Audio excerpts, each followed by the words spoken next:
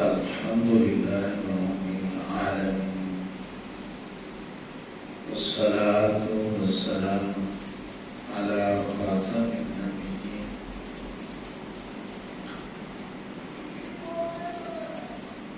أما بعد فأعوذ بالله السميع العليم من الشيطان اللعين الرجيم بسم الله الرحمن الرحيم إن كيد الشيطان كان ضعيفا صدق الله مولانا العظيم إن الله وملائكته يصلون على النبي يا أيها الذين آمنوا صلوا عليه وسلموا تسليما الصلاة والسلام عليك يا سيدي يا رسول الله وعلى آلك وصحبك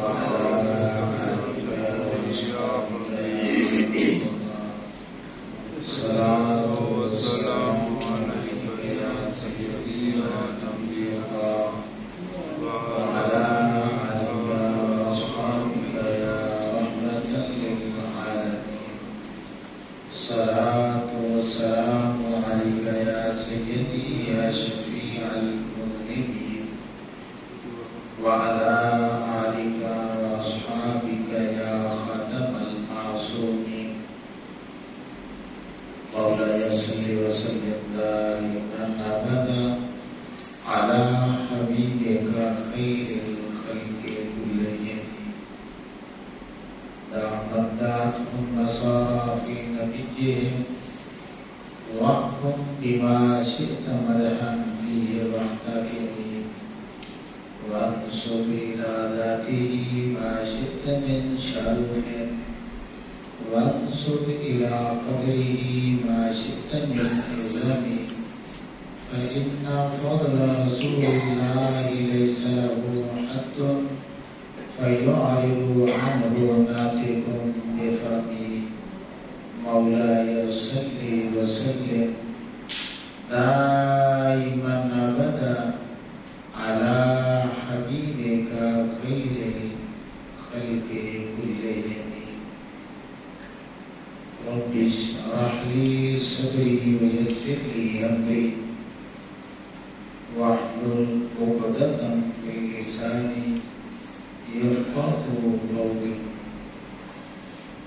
اللهم نور قلوبنا بالقرآن وزين أخلاقنا بالقرآن ونجنا من النار بالقرآن وادخلنا في الجنة بالقرآن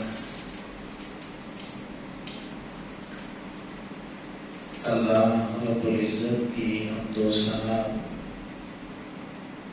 اور آقا کریم صلی اللہ تعالی علیہ وآلہ وسلم کی بارگاہ ناز میں درود و سلام کا نذرانہ پیش کرنے کے بعد آپ تمامی احباب کو السلام علیکم ورحمۃ اللہ وبرکاتہ۔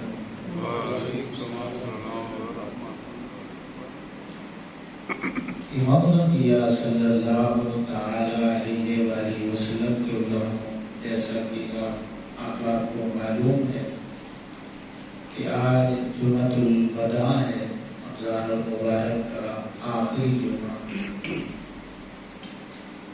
اب نہ جانے یہ گھڑیاں دوبارہ ہم میں سے کس کو نصیب ہوں گی۔ سب سے پہلی اور بنیادی بات تو یہ ہے کہ وہ دعا جو آقا کریم صلی اللہ تعالی علیہ وآلہ وسلم کے صحابہ کرام مانگا کرتے تھے، ہمیں بھی وہ دعا مانگنی چاہیے کہ اے مالک و مولا، یہ رمضان ہمارا آخری رمضان نہ کرنا بلکہ ہمیں ایک اور موقع عطا فرمانا، اور اگر تو نے یہ لکھ دیا ہے ہمارے مقدر میں کہ یہ آخری رمضان ہے تو پھر ہمیں مرحومین میں شامل فرما لینا۔ مرحومین وہ لوگ جن پہ اللہ رب العزت نے رحمت فرما دی ہے، اے اللہ، اے مالک و مولا، یہ دعا ہر مسلمان کے حق میں ہماری قبول فرما دے۔ ہم یہ اقرار کرتے ہیں کہ تیرے اس مہمان کا حقیقی معنوں میں ہم اس کا ادب، تعظیم و تقریم نہیں کر سکے۔ اے مالک، پھر بھی اپنے فضل سے، اپنے کرم سے ہماری کمی کمزوریوں کی معافی عطا فرما۔ اے اللہ، ہم گناہوں سے توبہ کرتے ہیں، سچی پکی توبہ نصیب فرما، اور جو نور ہمیں رمضان المبارک سے ملا ہے، تلاوت قرآن سے ملا ہے، روزوں کی برکت سے ملا ہے، اعتکاف کی وجہ سے ملا ہے، دیگر اعمال و اذکار سے ملا ہے، اے مالک، اس کا نور ہم آئندہ آنے والے رمضان تک اسے سنبھال کے رکھنے کی اے مالک ہمیں توفیق عطا فرما۔ امام الانبیاء صلی اللہ تعالی علیہ وآلہ وسلم کے غلاموں، اللہ رب العزت نے قرآن مجید میں ارشاد فرمایا، اِنَّ کَیْدَ الشَّیْطَانِ کَانَ ضَعِیفًا، بے شک شیطان کا جو فریب ہے، مکر ہے، دجل ہے، وہ انتہائی کمزور ہے۔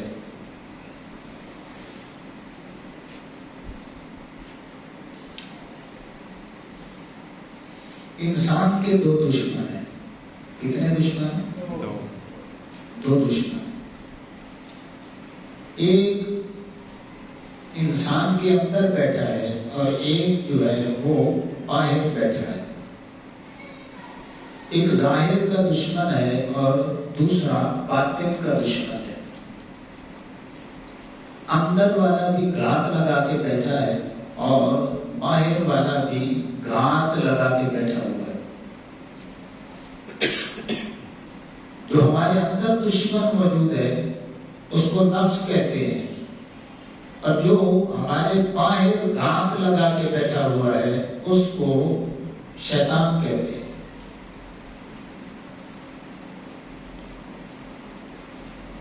امام الانبیاء صلی اللہ تعالی علیہ وآلہ وسلم کے غلاموں،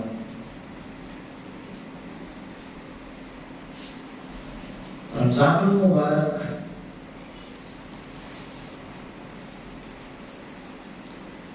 میں کیا ہوتا ہے؟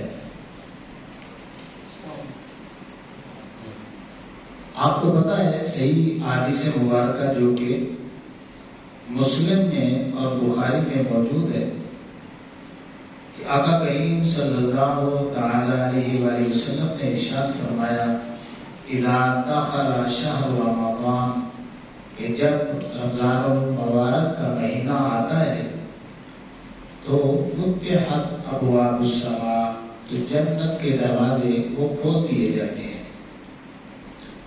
وغلقت ابواب جہنم، اور جہنم کے جو دروازے ہیں ان کو بند کر دیا جاتا ہے۔ جنت کے دروازے کھل جاتے ہیں اور دوزخ کے دروازے بند کر دیے جاتے ہیں۔ وسلسلۃ الشیاطین، اور شیطان کو زنجیروں کے ساتھ جکڑ دیا جاتا ہے۔ اب یہ حدیث پاک بخاری میں بھی مسلم میں بھی موجود ہے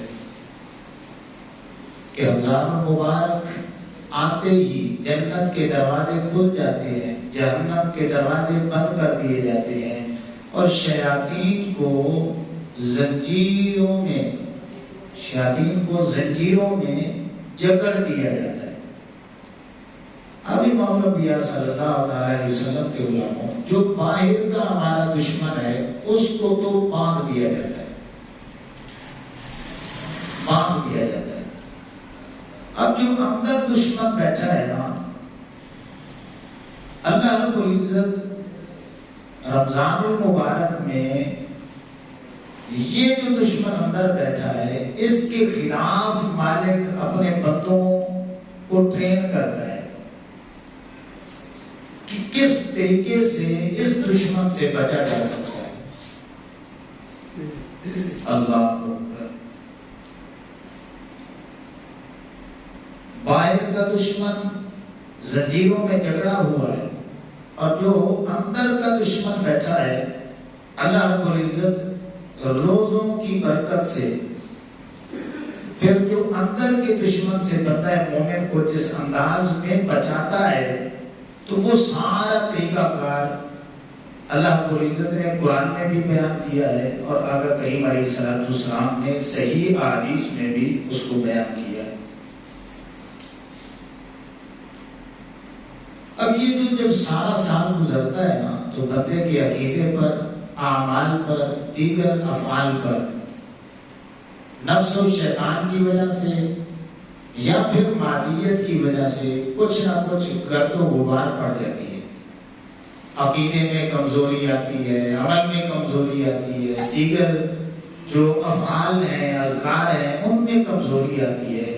تو اللہ رب العزت اس ماہ مقدس کو اپنے بندوں کی طرف بھیج کے ایسا نور اور ایسی روشنی عطا فرماتا ہے کہ وہ پورا سال جو ہے ان کا عقیدہ جہاں سے خراب ہونے لگتا ہے وہ عقیدہ بھی درست ہو جاتا ہے، جہاں سے عمل میں کمزوری آتی ہے وہ اعمال میں بھی مضبوط ہو جاتے ہیں، جہاں پہ دینی حوالے سے کوئی کمی کمزوری آنے لگتی ہے تو رمضان المبارک کا مہینہ ان کمی کمزوریوں کو دور کر کے اللہ کے بندوں کو اللہ سے ملا کے پھر اپنے مالک کے پاس چلا جاتا ہے۔ اللہ اکبر۔ تو یہ سادے لفظوں میں اگر کہہ دیں کہ رمضان المبارک کا ایک مقصد نہیں ہے، ایک مقصد نہیں ہے، بے شمار مقاصد ہیں اس کے پیچھے، لیکن اگر بالکل سارے مقاصد کو خلاصہ بنا کے پیش کیا جائے تو وہ یہ بنتا ہے کہ رمضان المبارک میں اللہ رب العزت اپنے بندوں کو ٹرین کرتا ہے، تیار کرتا ہے۔ ٹریننگ میں کیا ہوتا ہے؟ یہ ہمارے نوجوان طبقہ فورسز میں جاتے ہیں، آرمی میں، دیگر شعبہ جات میں، تو ہر شعبے میں ٹریننگ کروائی جاتی ہے، کسی میں 4 ماہ کی، کسی میں 8 ماہ کی، کسی میں 1 سال کی ٹریننگ ہوتی ہے۔ تو ٹریننگ کیوں کروائی جاتی ہے؟ ٹریننگ اس لیے کروائی جاتی ہے تاکہ دشمن کے وار کو یہ سمجھ سکے اور پھر اس وار سے بچنے کے اس کو طریقے آ جائیں۔ کبھی بھی ایسا نہیں ہوا کہ کوئی بندہ آرمی میں جائے اور پھر ٹریننگ نہ کروائی جائے، بڑے سے بڑا افسر ہی کیوں نہ ہو اسے اس مرحلے سے گزرنا پڑتا ہے، اسے مشکل ترین گھاٹیوں سے گزارا جاتا ہے، اور جو جتنا بڑا افسر بنتا ہے نا اس کو اتنی مشکل سے گزرنا پڑتا ہے۔ کیوں؟ اس لیے کہ دشمن کے سارے داؤ پیچ یہ سیکھ لے، کل حالت جنگ میں اسے پتا ہو کہ میں نے دشمن سے لڑائی کس طرح کرنی ہے۔ تو امام الانبیاء صلی اللہ علیہ وسلم کے غلاموں، اللہ رب العزت اپنے بندوں سے محبت کرتے ہوئے انہیں رمضان المبارک کا مہینہ عطا فرماتا ہے اور فرماتا ہے میرے بندوں، دشمن تمہارے 2 قسم کے ہیں، ایک دشمن باہر بیٹھا ہے، ایک اندر بیٹھا ہے۔ باہر والا دشمن تو میں نے باندھ دیا ہے، اب جو اندر دشمن بیٹھا ہے اس کے لیے ٹریننگ کرواتا ہوں، اور ٹریننگ کس طرح کہ روزے رکھوا کے ٹریننگ کروائی جاتی ہے۔ اگر آپ کو پتا ہو کہ میرا دشمن جو ہے وہ طاقتور ہے، میں مقابلہ نہیں کر سکتا، تو پھر آپ کیا کرتے ہیں؟ اس طاقتور دشمن کی آپ کمزوری تلاش کرتے ہیں۔ ایسے ہی ہوتا ہے نا کہ اگر میں اس کے ساتھ لڑوں تو اس نے مجھے شکست دے دینی ہے، اب لڑائی کا وہ کلیہ استعمال کرتا ہے، ڈھونڈتا ہے، اور پھر عقل کو استعمال کرتا ہے کہ کس انداز میں کسی طریقے سے مجھے اس کی کوئی کمی کمزوری مل جائے تاکہ اس کمزور پہلو سے میں اس پہ حملہ کروں اور اسے میں شکست دے دوں۔ تو اللہ رب العزت نے اپنے بندوں کو اس نفس کا جو کمزور پہلو تھا وہ بتایا کہ میرے بندوں لاکھ جتن کر لو، جو اندر دشمن بیٹھا ہے نا اس کو آپ زیر نہیں کر سکتے، اس کو زیر کرنے کا کلیہ یہ ہے کہ اسے بھوکا رکھ کے، اسے پیاسا رکھ کے پہلے اسے کمزور کیا جائے۔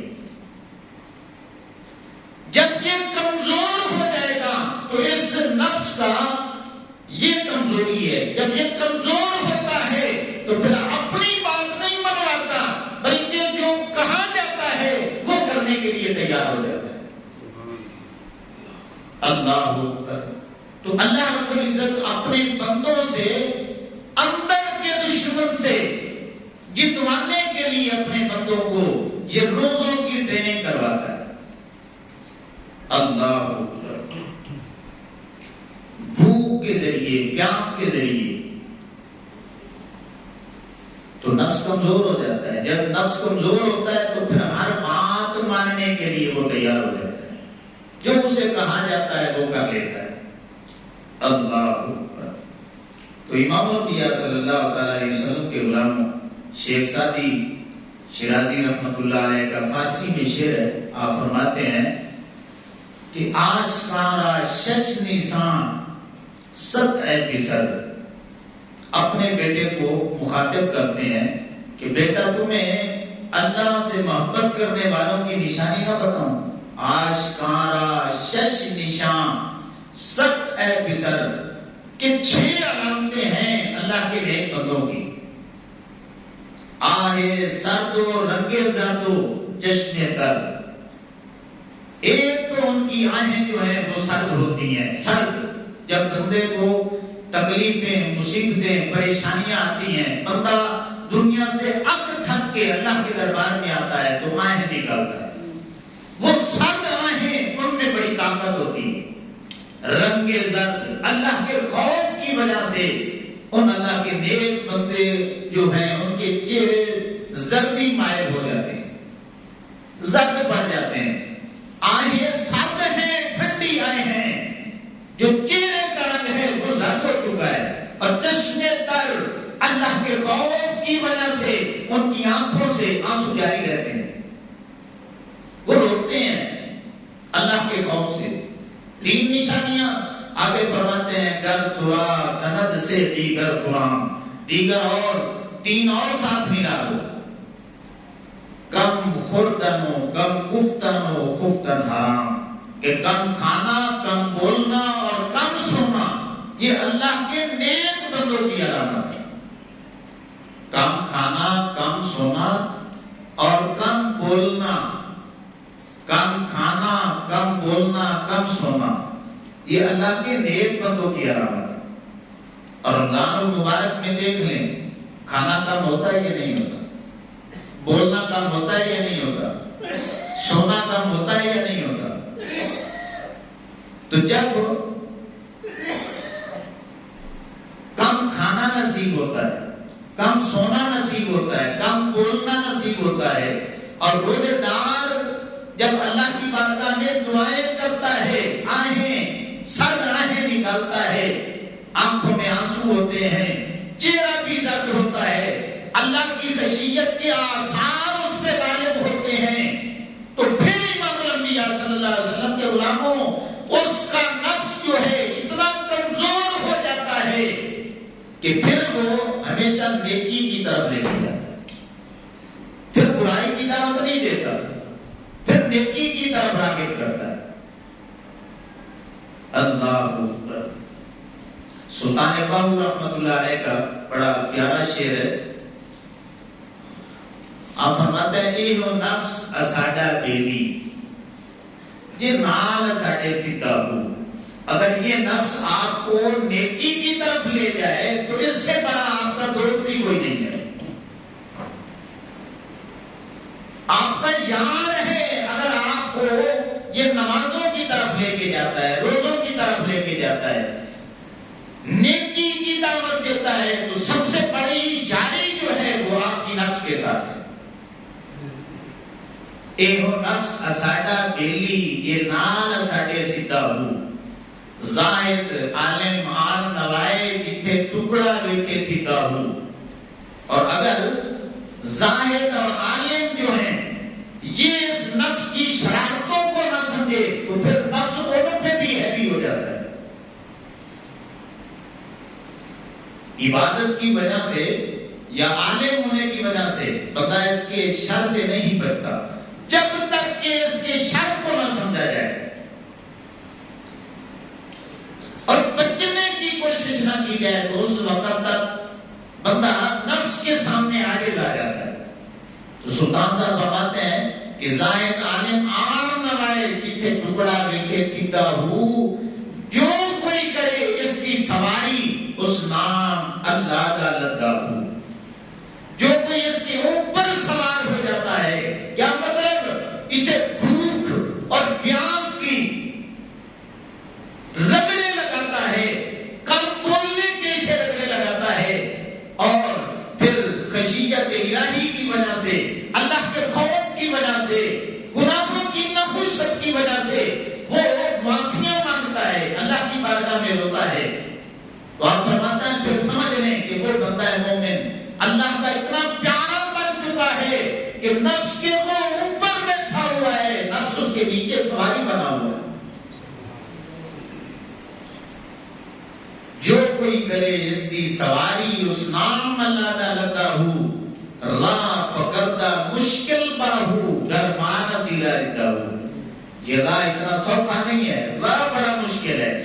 صرف ان لوگوں سے آپ کو گل ملیں گے جنہوں نے اس گھاٹی کا سفر کیا ہوا ہے، جس نے اس کانٹوں بھری گھاٹی کو اچھے انداز میں آپ بھی گزرا ہے، کئیوں کو گزارا ہے. اگر اس بندے کے پیچھے چل پڑو گے تو وہ بندہ تمہیں بھی وہاں سے گزرنے کے گر اور طریقے بتا دے گا. کیا مطلب؟ جو ابھی تک خود پار نہیں لگا تو تمہیں کیسے پار لگائے گا؟ تو جو پار لگ چکا ہے، شیطان کے شر سے بچ چکا ہے، نفس کی خواہشات سے بچ چکا ہے، اور اس نے اپنے پیچھے لگا لیا ہے، تو اس بندے کے پاس جاؤ گے تو پھر کیا ہوگا؟ ایک قدم، بس ایک قدم آپ نے نفس کے اوپر رکھنا، ایک قدم.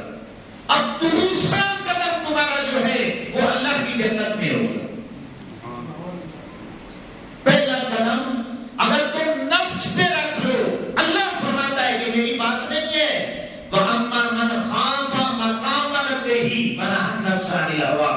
اللہ فرماتا ہے کہ جو بندہ میرے سامنے کھڑے ہونے سے ڈر جاتا ہے اور نفسانی خواہشات سے بچ جاتا ہے، نفس کے شر سے بچ جاتا ہے، فَإِنَّ الْجَنَّةَ هِيَ الْمَأْوَىٰ، پھر اس بندے کا ٹھکانہ جنت المأویٰ ہے. تو اللہ پیغام دے رہا ہے میرے بندے، اور رمضان المبارک میں تیرا گلا تھا نا کہ ایک باہر دشمن بیٹھا ہے، ایک اندر دشمن ہے، تو اب میں کیا کروں؟ اللہ فرماتا ہے میرے بندے باہر کے دشمن کو زنجیروں سے جکڑ دیا، اب تمہیں مجھے ماننا ہے نا، تو میں نے تجھے طریقے بتانے ہیں، اس نفس کی کمزور جگہ بتانی ہے. تو میرے بندے رمضان المبارک کی شکل میں، روزوں کی شکل میں اسے بھوک اور پیاس کے رگڑے لگانا تیرا کام ہے. میں اپنی عبادت بنا دوں گا.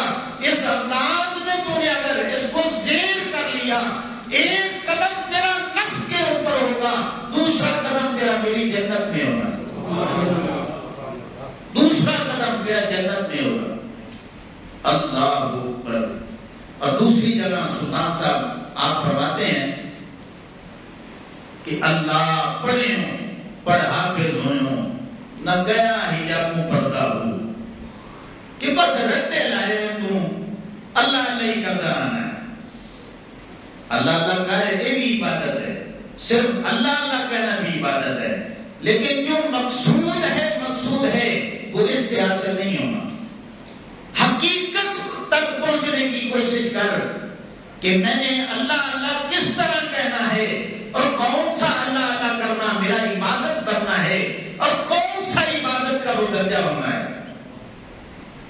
اللہ پڑھے ہوں، پڑھ حافظ ہوں، نہ گیا حجابوں پردہ ہو، پڑھ عالم فاضل ہوں، کہ طالب ہوں زیادہ ہو، کہ اتنا پڑھ لیا ہے تجھے اللہ کی معرفت مل گئی ہے، تجھے جنت دولت کا پتہ چل گیا ہے، اور قبر تیرے بالکل تو آنکھوں کے سامنے دیکھ رہا ہے، ابھی تک تو دنیا کا طالب بنا پھرتا ہے. بس دنیا کے ساتھ اپنا تعلق اتنا رکھ جتنا پانی کا تعلق کشتی کے ساتھ اور کشتی کا تعلق پانی کے ساتھ ہوتا ہے. کشتی پانی کے بغیر نہیں چلتی، ٹھیک ہے نا، پانی کا ہونا ضروری ہے، تب کشتی بنے گی اور تب پھر چلے گی۔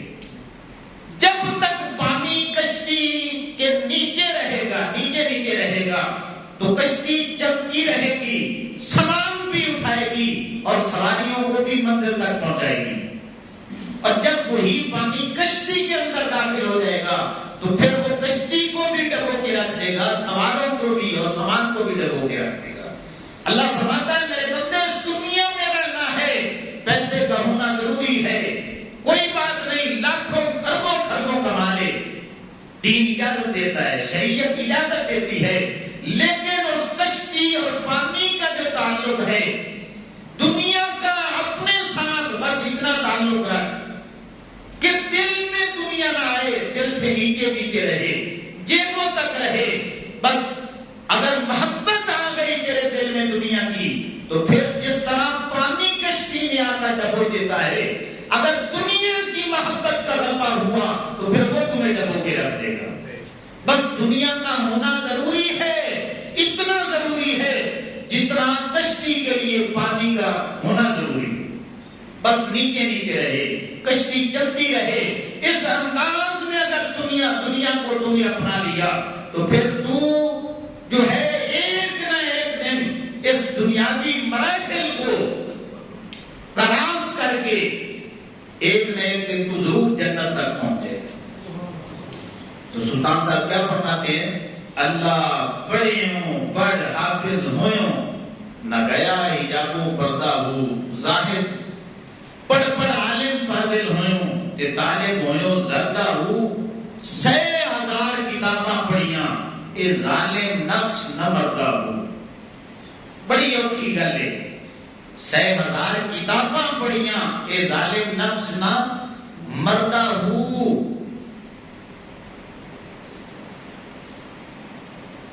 راہ فقیراں حاصل باہو،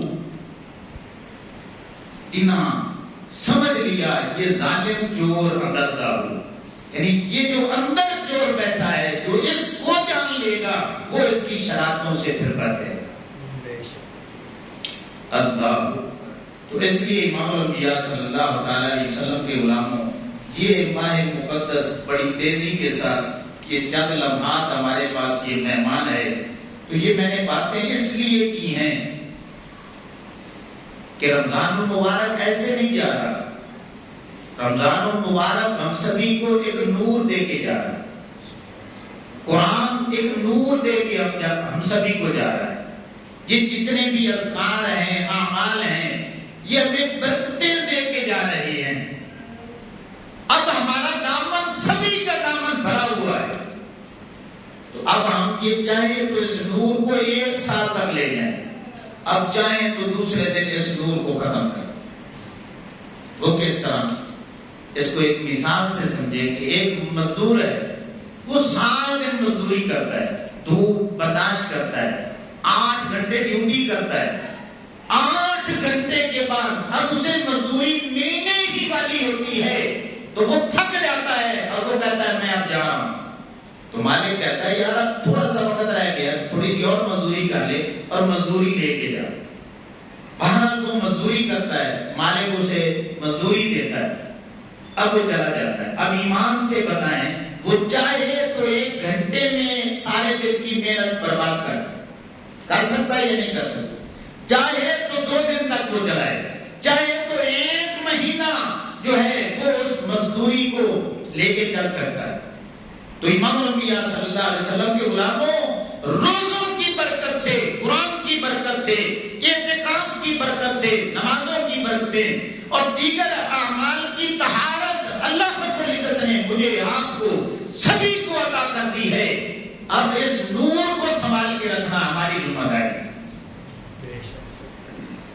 اللہ رب العزت نے تو کام فرما دیا ہے، اب ہم چاہیں تو اس نور کو 1 دن تک لے جائیں، چاہے تو 1 سال تک لے جائیں۔ ڈاکٹر جو ہوتا ہے نا، ڈاکٹر جب دوائی دیتا ہے تو اسے پتا ہوتا ہے کہ اس کے اثرات کتنے عرصے تک چلیں گے، دوائی کے اثرات کتنے عرصے تک چلیں گے۔ یہ جو میں اس سے 1 ماہ کا کورس کروا رہا ہوں تو اس کا فائدہ کتنے عرصے کے لیے ہوگا؟ تو امام الانبیاء صلی اللہ علیہ وسلم کے علماء، اللہ رب العزت سب سے بڑا حکیم ہے، وہ جانتا ہے کہ میرے بندوں کا عقیدہ اور اعمال یہ جو کمی کمزوری آئے گی، رمضان المبارک کو میں نے بھیجنا ہے 1 مہینہ مہمان بنا کر، یہ دوائی ہے، دوائی جو اس دوائی کو لے لیتا ہے اور پھر اس نور کو سنبھال کے رکھے گا، جن باتوں سے میں نے پرہیز کا کہا ہے ان سے رکا رہے گا، تو اس نور میں اتنی طاقت ہے کہ یہ نور 1 سال تک چل سکتا ہے، یہ نور 1 سال تک چل سکتا ہے۔ اب ہم نے اپنی صلاحیت کے مطابق اللہ کا خوف کر کے اس نور کو 1-2 دنوں میں 5-10 دنوں میں ختم نہیں کرنا، بلکہ 1 سال تک لے کے جانا ہے۔ اللہ اکبر۔ تو امام الانبیاء صلی اللہ علیہ وسلم کے علماء قرآن مجید کا جب ہم مطالعہ کرتے ہیں تو اللہ فرماتا ہے کہ ان کید الشیطان کان ضعیفا، شیطان کا جو فریب ہے یہ چھوٹا فریب ہے، کمزور ہے۔ اور جب اللہ رب العزت نے عورت کے شر کی بات کی تو فرمایا کہ ان کیدکن عظیم، کہ عورت کا جو دجل ہے، فریب ہے، یہ بڑا ہے۔ شیطان کے متعلق اللہ نے فرمایا کہ اس کا کمزور ہے، انتہائی چھوٹا ہے، باریک ہے۔ عورت کے شر کی باری آئی تو اللہ نے فرمایا میرے بندو، عورت کا تعلق چونکہ نفس کے ساتھ ہے اور نفس بڑا دشمن ہے، شیطان چھوٹا دشمن ہے۔ شیطان چھوٹا دشمن ہے، نفس تمہارا بڑا دشمن ہے۔ حضرت سعید بن مسیب رحمۃ اللہ تعالی علیہ یہ سید التابعین گزرے ہیں، تابعین کے سردار۔ یہ وہ بندہ ہے کہ جب یزید نے مدینہ پہ حملہ کیا تو آپ نبینا ہو چکے تھے، جسم میں نقاہت تھی، کمزوری تھی، اور 80 سال ان کی عمر تھی۔ اب توجہ سے میری بات ایک بار پھر سنیں، آنکھوں سے نبینا ہے، جسم میں کمزوری ہے، عمر 80 سال ہو چکی ہے۔ آپ یزیدیوں سے بچنے کے لیے آقا کریم صلی اللہ علیہ وآلہ وسلم کے روضے میں داخل ہو جاتے ہیں۔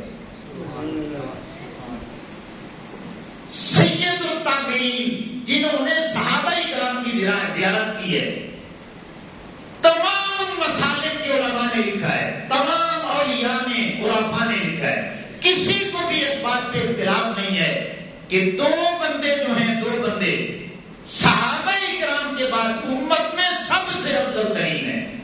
ایک کا نام ویسے کرنی ہے، دوسرے کا نام سعید بن مسیب۔ اندازہ لگا اس چوٹی کا بندہ۔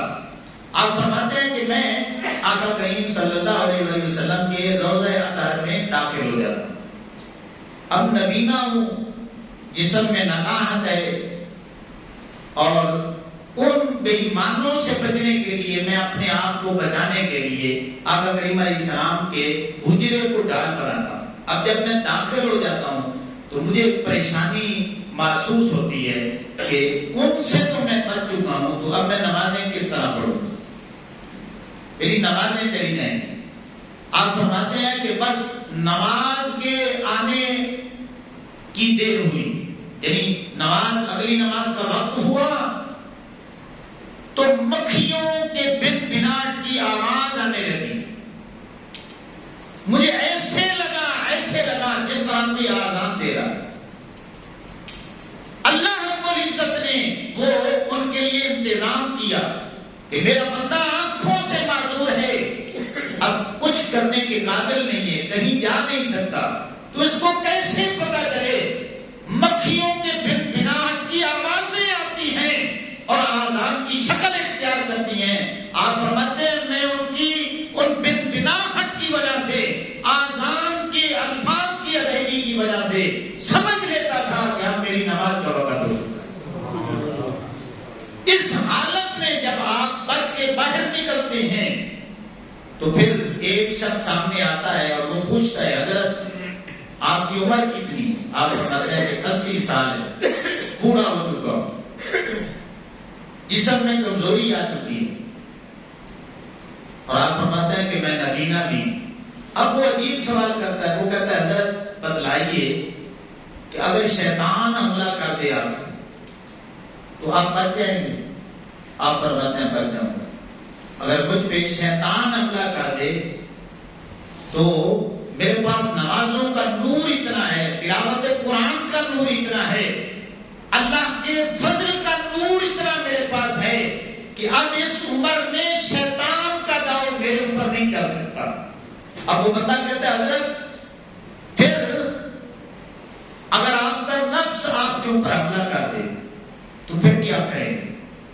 آپ نے فرمایا میرے بھائی بڑا مشکل سوال تم نے پوچھ لیا، اگرچہ میری عمر 80 سال ہے، جسم میں کمزوری آ چکی ہے، میں نبینا بھی ہو چکا ہوں، اب تو پوچھنا چاہتا ہے کہ اگر تیرے سامنے عورت آ جائے تو نفس تیرے اوپر حاوی ہو جائے تو کیا نفس کے شک سے بچ جاؤ گے؟ آپ نے فرمایا میرے بھائی میں نے اندر جھانک کے دیکھا ہے، اتنے سالوں کی ریاضت کی طرف توجہ کی ہے، جو مجھے بات ملی ہے قرآن سے حدیثوں سے وہ سچی اللہ سے ڈر کے بتانا چاہتا ہوں۔ وہ بات یہ ہے کہ اگر شیطان اپنے لاؤ لشکر کے ساتھ حملہ کرے وہ مجھ پہ نہیں کر سکتا، اور اگر نفس حملہ کر دے تو پھر میں کچھ کہہ نہیں سکتا، پھر میں کچھ کہہ نہیں سکتا، نہ ہاں کرتا ہوں نہ کرتا ہوں۔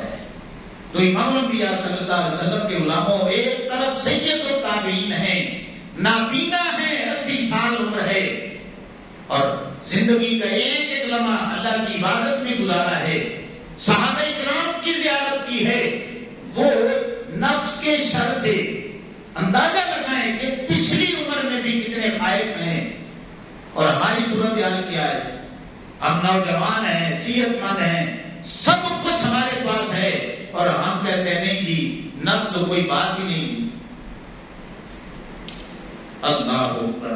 تو اس لیے امام الانبیاء صلی اللہ علیہ وسلم کے علماء یہ جو رمضان المبارک کی برکت سے ہمیں ٹریننگ نصیب ہوئی ہے، یہ سمجھ لیں کہ ایک ہتھیار آپ کے ہاتھوں میں اللہ نے تھما دیا، روزوں کی برکت سے، اعتکاف کی برکت سے، تلاوت قرآن کی برکت سے، دیگر اعمال اور اذکار کی برکت سے جو تمہیں نور ملا ہے، علماء فرماتے ہیں سمجھ لیں کہ نفس اور شیطان کے مقابلے میں اللہ نے جو نور عطا کیا ہے، جو ہتھیار عطا کیا ہے، اب تمہارے پاس موجود ہے۔ ایک سال تک وہ ہتھیار جو ہے وہ تمہیں دشمن سے بچا سکتا ہے۔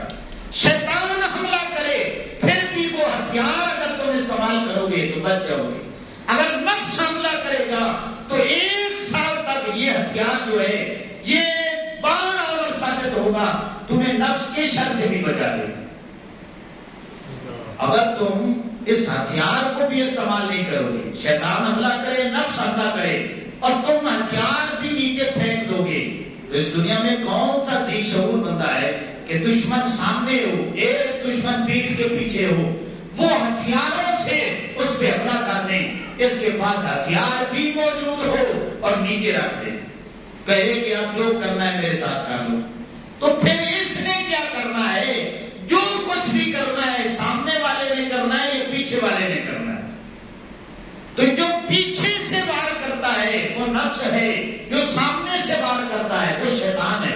اللہ نے فرمایا میرے بندے نور دے دیا ہے، نور دے دیا ہے، ہتھیار اتنا طاقتور دیا ہے کہ تمہیں بھی اس کی طاقت کی خبر نہیں ہے، وہ سامنے سے کرے گا یہ پیچھے سے کرے گا، اور تمہارے ہتھیار میں اتنی طاقت ہے بس ایک بار جلانے کی دیر ہے، اگلا جو شیطان تمہارا دشمن ہے وہ بھی تو اس سے دور ہو جائے گا، جو پچھلا دشمن ہے وہ بھی تو اس سے دور ہو جائے گا۔ یہ ہم کہتے ہیں نا کہ یہ میرے پاس بندوق موجود ہے، 2 نالی والی ہے، بس ایک بٹن دبانا ہے، 1 گولی نہیں 25 گولیاں نکلیں گی۔ اللہ فرماتا ہے میرے بندے شیطان سامنے سے حملہ کرے، نفس پیچھے سے کرے گا، یہ جو رمضان المبارک کی وجہ سے تمہیں ایک ہتھیار عطا کیا ہے، یہ اتنا بڑا ہتھیار ضرورت ہے، اگلا دشمن بھی جو ہے تو اس سے دور ہو جائے گا، پچھلا بھی دور ہو جائے گا۔ لیکن افسوس یہ ہتھیار ہم کیا کرتے ہیں؟ اب یہ آخری دن ہے، جمعۃ الوداع ہے، ہم نے اس کو نا ایک سائڈ پہ لگا کے رکھتے ہیں۔ ہم نے خود دعوت دینی ہے شیطان کو، آؤ حملہ کرو، نفس کو کہنا آؤ حملہ کرو۔ اللہ اکبر۔ دنیاوی مال ہوتا ہے نا، دنیاوی، تو ہم میں سے سارے مل کے اس کو بچانے کی کوشش کرتے ہیں۔ اگر آپ کے گھر میں پیسے پڑے ہیں تو آپ ایسی جگہ رکھنے کی کوشش کرتے ہیں کہ گھر والوں کو بھی خبر نہ ہو، بچوں کو بھی خبر نہ ہو۔ سونا چاندی پڑا ہے تو بیوی اتنا سنبھال کے رکھتی ہے کہ بعض وقت خاوند کو بھی نہیں پتا ہوتا کہ گرا رکھا ہے۔ اب وہ چوری ہو جائے، گھروں میں چوریاں ہو جاتی ہیں، پھر چور ڈھونڈا جاتا ہے، چور ڈھونڈے بھائی مل کے ڈھونڈے، محلے والے آتے ہیں، علاقے والے آتے ہیں، پھر وہ بحثیں ہوتی ہیں، باتیں ہوتی ہیں کہ یار چور کدھر سے آیا ہے، اس نے کہاں سے حملہ کیا ہے اور کیا لوٹ کے لے کے گیا ہے۔ اور پھر جب ساری باتیں آتی ہیں، پریوں بنتی ہے تو جو سمجھدار عقل مند لوگ ہوتے ہیں وہ ایک بات پہ سارے جمع ہو جاتے ہیں۔ کسی بات پہ اگر نہ بھی ہو، ایک بات ایسی ہوتی ہے جس پہ سارے اکٹھے ہو جاتے ہیں۔ وہ کون سی بات ہے؟ وہ کہتے ہیں کہ یہ جو چوری ہوئی ہے نا، چوری، یہ کوئی اندر کا بندہ موجود ہے جو یہ سارا کچھ جانتا ہے کہ اس نے اتنے دن غائب بھی ہو جانا ہے، اس نے اتنے دن ادھر بھی رہنا ہے، اس کا سامان بھی ہے فلاں جگہ پہ پڑا ہے۔ کوئی بھیتی بندہ موجود ہے جو یہ سب کچھ جانتا ہے، اندر کا چور ہے، تمہارے گھر کا چور ہے جس نے یہ چوری کروائی۔ اس بات پہ اکٹھے ہو جائے، ہوتے ہیں یا نہیں ہوتے؟ تو امام الانبیاء صلی اللہ علیہ وسلم کے غلاموں، اس دنیاوی مثال کے ذریعے بھی ہم دیکھ سکتے ہیں کہ جو ہمارا سامنے کا ٹکر کا دشمن ہے، ہمیں اس سے اتنا خطرہ نہیں ہوتا۔ جو گھر کے اندر افراد موجود ہوتے ہیں، رشتے دار ہوتے ہیں، جن کا زیادہ آنا جانا ہوتا ہے، ان سے بندہ زیادہ ڈرتا ہے۔ کہیں ایسے نہ ہو کہ اس کی نظر ہمارے مال پہ پڑ جائے اور ہمارا مال چوری ہو جائے۔ تو جب بھی ایسی صورتحال بنتی ہے تو اینڈ ریزلٹ جب پتہ بھی چلتا ہے تو اندر کا چور نکلتا ہے۔ تو امام الانبیاء صلی اللہ علیہ وسلم کے غلاموں، بلا تشبیہ و بلا مثال ہمارے پاس ایمان کی دولت موجود ہے۔ ایمان کی جو سب سے بڑی دولت ہے، سب سے بڑا خزانہ ایمان کی شکل میں اللہ نے ہمیں عطا کیا ہے۔ یہ نفس بھی کوشش کرتا ہے چھیننے کی، یہ شیطان بھی کوشش کرتا ہے اس خزانے کو حاصل کرنے کی۔ تو امام الانبیاء صلی اللہ علیہ وسلم کے غلاموں، سال میں 1 ماہ اللہ رب العزت شیطان کو باندھ کے اس اندر کے چور سے بچنے کی تدابیر، داؤ اور پیچ سکھانے کے لیے مالک اپنے بندوں کو روزوں کی شکل میں ایک ٹریننگ کرواتا ہے، تاکہ میرے بندے اندر کے دشمن کی جو چالیں ہیں، چالاکیاں ہیں، داؤ پیچ ہیں، میرا بندہ ان کو سمجھ جائے اور پھر پورا سال اس کے دفاع میں کھڑا ہو جائے۔ اللہ اکبر۔ تو امام الانبیاء صلی اللہ علیہ وسلم کے غلاموں، ہم کیا ہوتا ہے، کوئی بھی گناہ ہو تو ڈائریکٹ شیطان کے کھاتے میں ڈال دیتے۔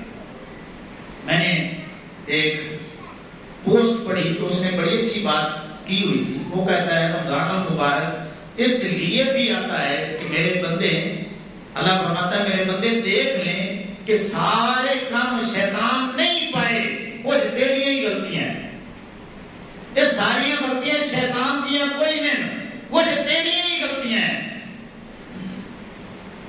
تو جب شیطان بندہ ہوا ہے، اب تو کس طرح برائی کر سکتا ہے؟ تو اب جو تو کر رہا ہے نا، تو یہ تیرا نفس کروا رہا ہے، اور نفس کیوں کروا رہا ہے کہ ابھی تک وہ طاقتور ہے، تو نے اسے بھوک کے، پیاس کے یہ رگڑے ہی نہیں لگائے۔ تو اس لیے امام الانبیاء صلی اللہ علیہ وسلم کے غلاموں، روزہ صرف یہ نہیں ہے بھوکا رہ لو، پیاسا رہ لو، بس پرے ہو جاؤ۔ اس لیے تمام دیگر جو لوازمات ہیں، روزے کے تقاضے ہیں، ان کو پورا کیا جاتا ہے، تب روزہ حقیقی معنوں میں روزہ بنتا ہے۔ تو جس بندہ مومن نے اس ماہ مہمان کی حقیقتاً ان کے تقاضوں کو پورا کیا ہے تو پھر پورا سال جو ہے کبھی بھی شیطان اور نفس کے وہ جنگل میں نہیں آ سکتا۔ تو اس لیے امام الانبیاء صلی اللہ علیہ وسلم کے غلاموں، میں یہ ضروری سمجھتا تھا کہ آج کا جو ہماری یہ بیٹھک ہو، گفتگو ہو، یہ آئندہ جو سال گزرے گا ہمارا، اس کو کس انداز میں ہم نے گزارنا ہے۔ اب آئیں کہ جب یہ آخری روزہ مکمل ہوتا ہے تو پھر یہ رات جسے ہم عید کی رات بھی کہتے ہیں، خوشیوں کی رات بھی کہتے ہیں، حالانکہ کاش ہم نے آقا کریم علیہ السلام کی تعلیمات کو پڑھا ہو۔ اس کو شریعت کی زبان میں لائلۃ الجائزہ کہتے ہیں۔ لائلۃ الجائزہ کیا مطلب؟ عبادت کی رات۔ لائلۃ الجائزہ کیا مطلب؟ دعاؤں کی رات، اللہ کو منانے کی رات۔ تو جو منانے والی رات ہے، اس کو علماء نے لکھا ہے ایک معنی انعام کی رات۔ جس طرح مزدور نے مزدوری کر لی، ابھی تھوڑا ہی ٹائم باقی تھا کہ انعام ملنے والا تھا، تو وہ گھر چلا جاتا ہے۔ اللہ فرماتا ہے میرے بندے، ایک ماہ تو نے بڑی مشقت کی ہے، اب میں انعام دینا چاہتا تھا تو مجھ سے دعا تو کرتا، ابھی تو نے مزدوری ہی نہیں لی اور دوڑ لگانی شروع کر دی ہے اور خوشیوں کے چکروں میں پڑ گیا، بس عید آ گئی، عید آ گئی، اور پورا ماہ اس شیطان کے خلاف تو لڑتا رہا ہے، نفس کے خلاف لڑتا رہا ہے، بس ایک لمحہ گزرا ہے، میرا مہمان واپس آیا ہے، تو پھر اسی کے چنگل میں پھنس گیا ہے۔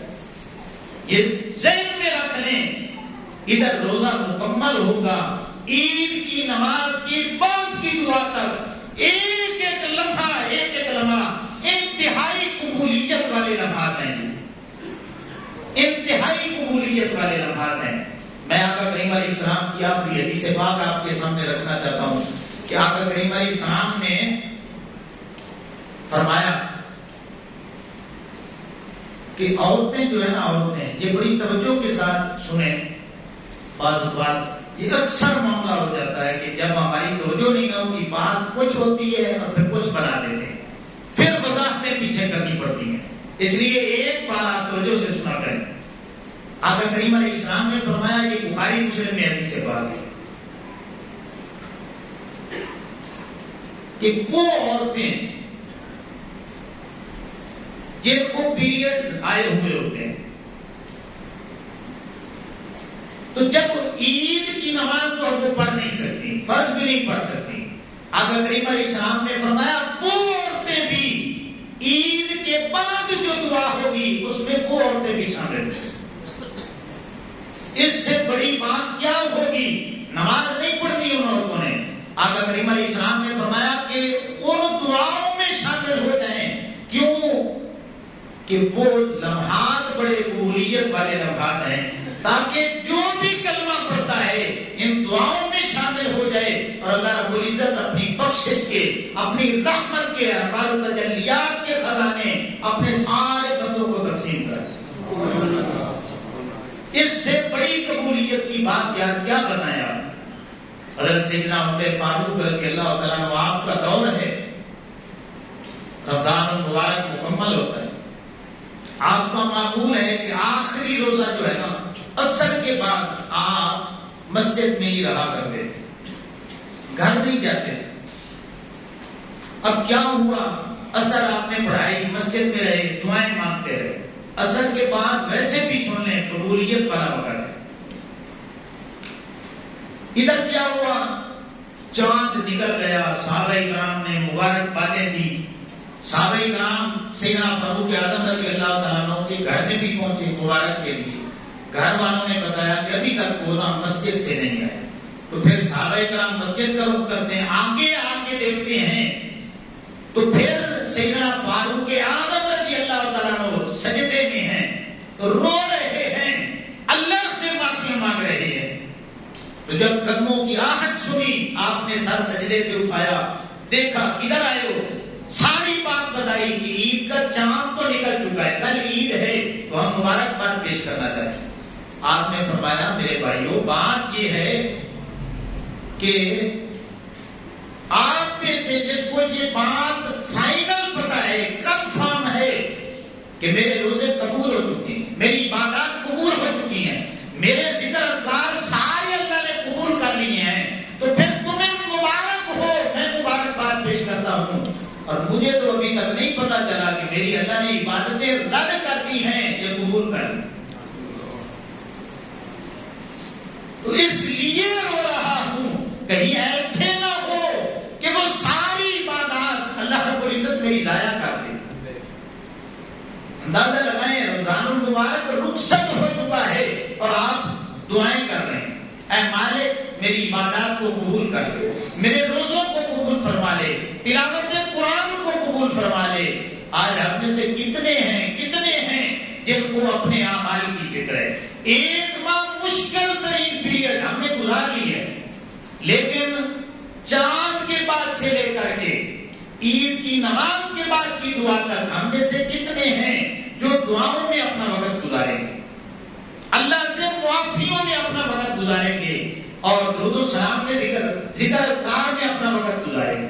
تو اس لیے امام الانبیاء صلی اللہ تعالی علیہ وسلم کے غلاموں یہ قیمتی ترین لمحات ہیں، عصر کے بعد ضرور دعائیں مانگیں، افطاری تک مانگیں، پھر افطاری سے بعد سے لے کر کے دوسرے دن عید کی نماز تک آپ جو بھی وقت ملتا ہے ذکر اذکار میں دعاؤں میں گزاریں۔ میں دعا کرتا ہوں کہ اللہ رب العزت جو ہے وہ ہماری عبادات کو قبول فرما لے، اور جنہوں نے اس ماہ رمضان المبارک میں کسی وجہ سے روزے نہیں رکھے، اللہ رب العزت انہیں بھی ہمت، طاقت، توفیق اور پھر موقع بھی عطا فرمائے کہ وہ جو نیکسٹ رمضان مبارک ہے اس کے لیے اپنی وہ تیاری کریں اور مل کے دعا کریں کہ اے مالک ہمیں ایک اور موقع عطا فرمانا، کہیں ایسے نہ ہو جائے کہ ہمارا جو زندگی ہے اس کا اختتام ہو جائے۔ میں دعا کرتا ہوں کہ اللہ رب العزت مجھے آپ کو نفس و شیطان کے جو شر ہیں ان سے بچنے کی توفیق عطا فرمائے۔ وما علینا الا